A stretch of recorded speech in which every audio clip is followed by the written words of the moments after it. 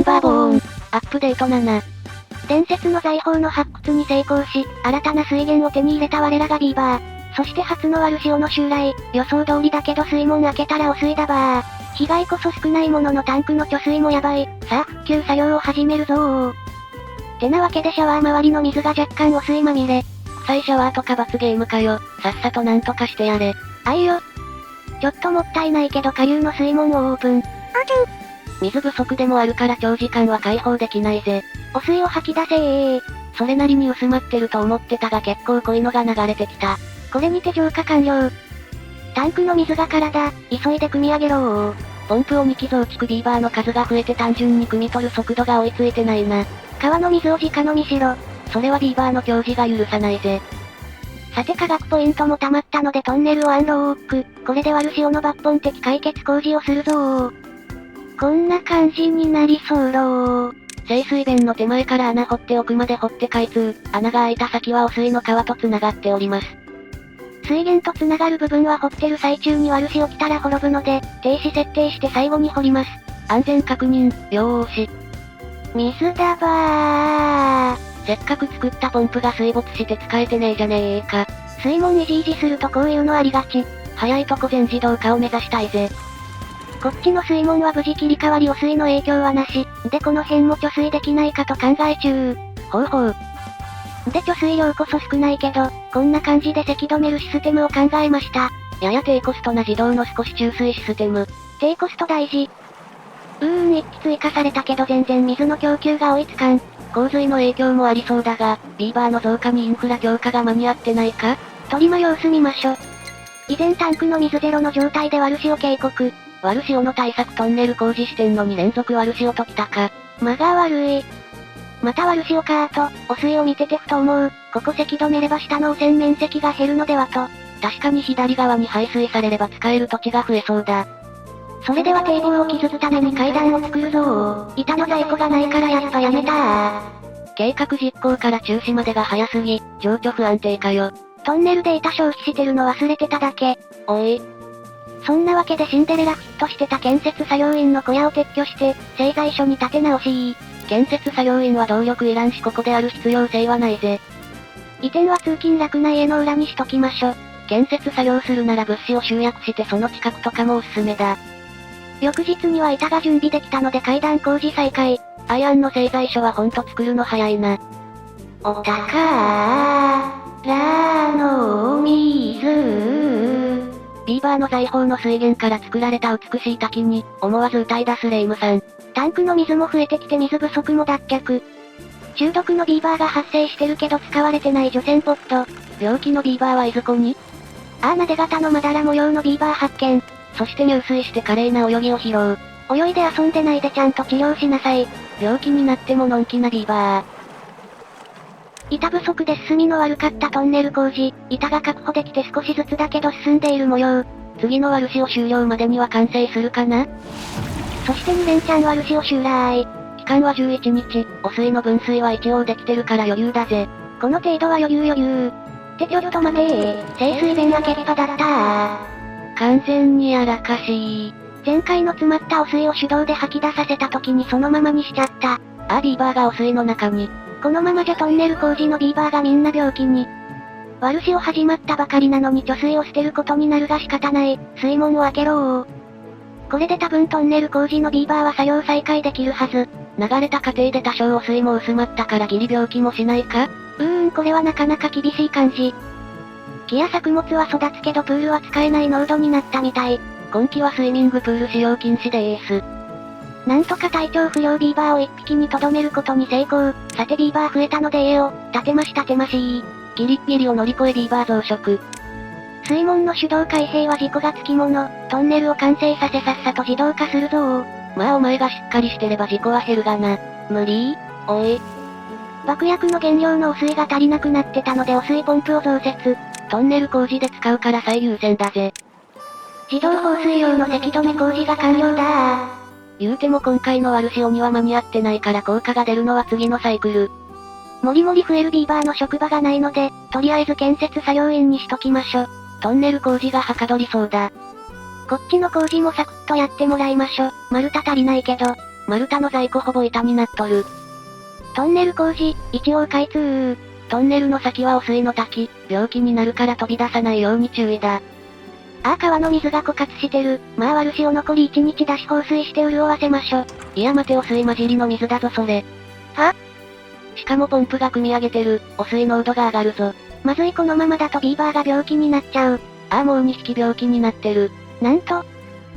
下流水門オープン。しかし水位が低すぎて流れない。なんてこった病気のビーバー増えちゃう。こりゃどうにもならん。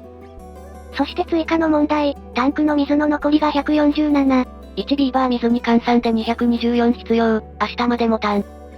だが我々にはお宝の水がある。これが命の水だ。いや今からポンプ作るのかよ。もっと早く作っとけよ。ごめんちゃい。やらかしで水がまたゼロになってるけど、なんとか悪潮を乗り越えたどう？早く川に水を戻さないと。汚水、だばー。2回目だから今度はスムーズに処理できるかな？ちょい漏れた。作物とかが枯れなきゃセーフ。ちょっとだけだから。汚染されたら数時間で枯れちまう、時間との戦いだぜ。ふー、アップねー、ギリセーフ。ビーバーの街に綺麗な緑が帰ってきた。シャワーが汚水まみれで止まってる。でも遠くの水源の水が合流して、汚水を押し流し無事稼働再開。さあコビーバーよ、汚水で汚れた体をきれいしましょうね。臭い体を清めたまへ。汚れた体に命の水が染み渡る。さてトンネルは開通してるので、汚水排水自動化工事の仕上げをするぞー。ここに清水弁を設置だ。おっとトンネル工事で使った足場は解体して再利用しなきゃ。まだ海村旧サイクル、資材はいくらあっても足りねえぜ。で側壁に埋め込んだこの清水弁を汚水感知で開放に設定。これで悪潮が来ても自動処理で安心だ。水門関連はヒューマンエラーが多いからこれはほんと助かるよ。お前水門関係なくいつもエラー吐いとるやん。失敬な。ぐぬぬ、板の片付けがなかなか進まない。単純に倉庫いっぱいで運ぶ場所ないだけだろ。では板を消費するため、離れた水源の悪潮対策トンネル工事を始めるぞー。でも手前からしか工事できないから一気に板を消費できないぜ。ならばトンネル工事現場までの管路敷設工事で板を使うぞー。トンネル掘り終わった後の用途が少なそう。現状かなり迂回しないとトンネル掘れないし、きっと何かの役に立つからいいの。さいですか。すっかり忘れてたけど汚水のせき止め工事終わってた。おい。汚水は特に溢れたりせずちゃんとマップ外に排水されました。建設作業員マシマシ。ただいま139ビーバー、なかなかの増殖速度だ。そしてまた北悪潮渓谷。まさかの3連続悪潮と来たか。まあ町の方が完全自動化するし、もう被害は出ないと思うよ。食料水も在庫500くらいあるな。ただ丸太の在庫がなくなりそうだから、きついけどこの遠くの木を切りに行きましょ。マップの端っこ、これは遠い。さて板の回収が終わったので、トンネル工事で使ってた通路を堤防で塞ぎましょ。ここ閉じないと汚水だだ漏れ。場所間違えてやり直し悪潮まであと 0.7 日、ダッシュで工事だ。さあ汚水自動排水システムよ、その力を見せてくれー。悪潮11日が襲来。清水弁はちゃんと自動で切り替わってくれるかな？緊張の一瞬。よし、実稼働成功だー。これでもう悪潮に怯える日々は終わりだぜ。繁栄が約束された。ゾンビーバーを、治療中。前回の汚水処理ミスのかわいそうな犠牲者。近くで見ると、歯が黄色い。歯科医によるホワイトニング治療をおすすめします。5匹も病気なのでもう1機追加。交代して使ってね。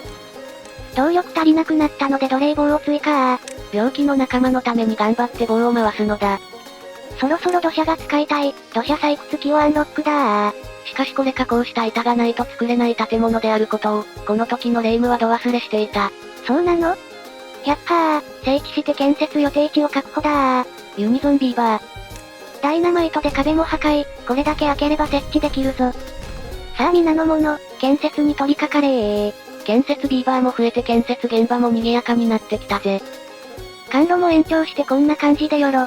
土砂の倉庫も追加で建設したし、ここが建材の集積所になりそうだ。ここらをちょっと地形改善して、松育てましょ。加工板がないことに気づき、原料の松の生産準備を始めるレイムノズ。さてここのベリーをむしり取って松を。って食料なんかやばくない？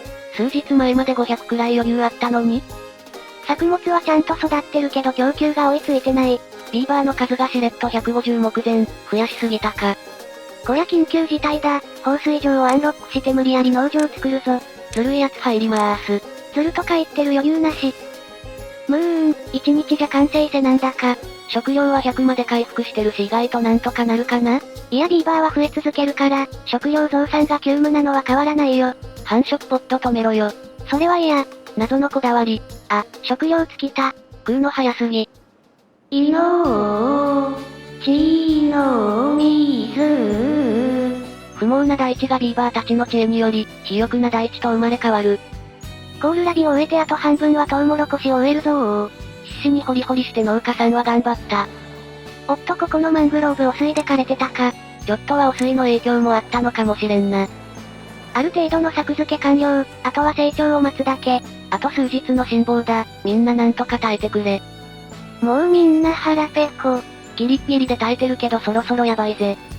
それだというのにスクラッチャーで背中をかくマイペースなビーバー。もう少し危機感を持てよ。農場は追加したのでさらなる水の確保。この辺塞いだらこの部分全部貯水槽にできない？つかまだ旧サイクルだし大規模工事はきつそう。でもこれは魅力的。お試しで塞いでみたけど片面だけで丸太500本必要か。できなくはねえが今やることじゃねえな。しゃあない別の案を考えましょ。で代替案でこちらが採用されました。深さこそ浅いが広範囲をせき止める、数日分の貯水にはなりそうだな。相変わらずの食料なんだけど、なんとかお亡くなりのビーバーは出さずに奮闘中。食料品目が減り幸福度が下がって、寿命が短くなってるやつは結構いそうだ。コールラビが成長したぞ、収穫急げー。大ずるい農園の収穫が始まった。これでみんな生き残れるぞ。一安心してそのままビビボグさんお亡くなり。ビビボーグ。なんという読みにくい名前。おいバカそれどころじゃねえぞ。なんてこった、ギリ耐えてたけどここに来て限界が？こうして町の崩壊が始まった。収穫優先モード、みんな直でいいから農家まで食べに来ーい。すでに10匹くらいお亡くなり、これは完全にやってもうただ。畑に食料生えてるのに飢餓が止まらない。絶対に野菜泥棒はしない、これがビーバーの矜持。いのー、ちの水。清水弁が自動で開閉し、命の水が戻ってきた。しかしすでに150目前だったビーバーが107匹に。果たしてこのまま飢餓が止まらずこの町は滅ぶのか？それとも奇跡の復活を遂げるのか？続きが気になる方はチャンネル登録がおすすめなんだぜ。ではまたお会いできることを願って。じゃ、またねー。